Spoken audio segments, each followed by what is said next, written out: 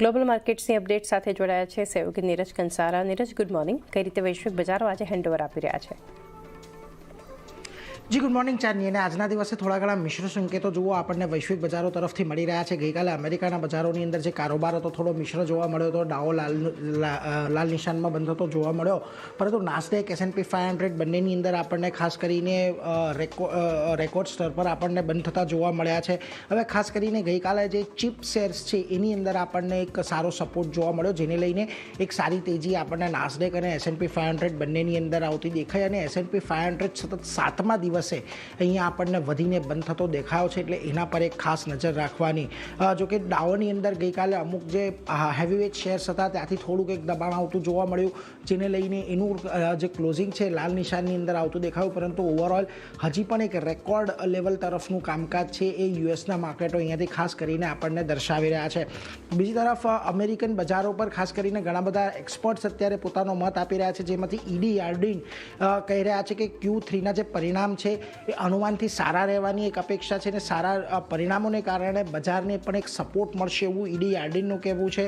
અમોવા AMC ખાસ કરીને કહી રહ્યું છે કે ટેકનોલોજી શેર્સ 2000ના .com જે બબલ હતું એનાથી અલગ અત્યારે આપણને તેજી આવી રહી છે. એટલે પહેલાં .com બબલ જેવી બબલ નથી, અન્ય પ્રકારની તેજી અત્યારે જોવા મળી રહી છે. તો ખાસ કરીને રિથોલ્સ વેલ્થ અહીંયાથી ખાસ કહી રહ્યું છે કે હાઈ વેલ્યુએશન અત્યારે જે છે બજારની અંદર એ કોઈ સામાન્ય વાત નથી, અને પરંતુ એક જે સારા રિઝલ્ટ્સ છે, સારા પરિણામો છે, એનો સપોર્ટ અહીંયાથી બજારને જરૂરી છે આ હાઈ વેલ્યુએશન પર ટકાવી રાખવા માટે. એટલે એના પર એક ખાસ ફોકસ અહીંયાથી રાખવાનું છે. બીજી તરફ તમને AMDના સ્ટોકની અંદર ગઈકાલે એક સારી તેજી જોવા મળી.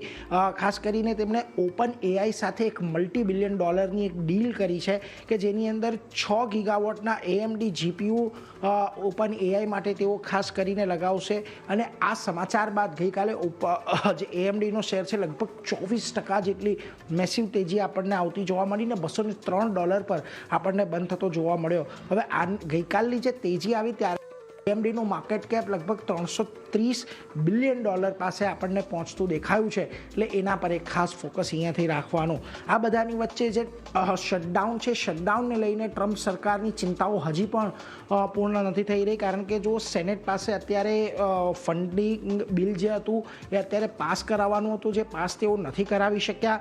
બીજી તરફ બિલના પક્ષની અંદર 52 અને વિરુદ્ધનીમાં 42 વોટ પડ્યા છે. હવે બિલ પાસ કરાવવા માટે રિપબ્લિકનને પણ 60 વોટ ખાસ કરીને જોઈએ છે, અને એમાંથી ડેમોક્રેટ્સના લગભગ 7 વોટ છે જે એમને જોઈએ છે, જે એમને ખાસ કરીને નથી મળી રહ્યા.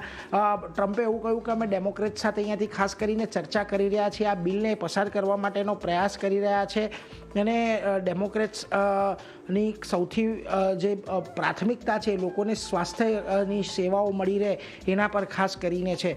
જોકે ચક જે શુમાર છે એમનું નિવેદન આવ્યું છે કે ડોનાલ્ડ ટ્રમ્પ જે અત્યારે દાવા કરી રહ્યા છે એ પાયાવિહોણા દાવાઓ છે, અને સેનેટમાં એક જે નેતા છે ચક શુમાર એ ડેમોક્રેટ્સના નેતા છે, એટલે એ થોડોક અત્યારે વિરોધનો સૂર દર્શાવી રહ્યા છે. એટલે ખાસ કરીને હજી પણ આપણને એક તરફ શટડાઉનની સમસ્યાઓ છે, એ બધાની વચ્ચે ખાસ આ અમેરિકાના બજારોની અંદર રેકોર્ડ સ્તર જોઈ રહ્યા છે, સોના ચાંદી રેકોર્ડ સ્તર પર જોઈ રહ્યા છે. પરંતુ હવે આ જે તેજી છે આપણને એશિયાના બજારોની અંદર પણ આવતી જોવા મળી છે, કારણ કે જો આજે તમને જે એશિયાના બજારોની અંદર કારોબાર જોવા મળી રહ્યો છે વધારા સાથેનો છે. નિક્કેઈમાં આજે સતત બીજો દિવસ રહ્યો કે જ્યારે રેકોર્ડ સ્તર આપણને નિક્કેઈની અંદર ખાસ બનતા દેખાયા છે. તાઇવાનમાં 2% તેજી છે.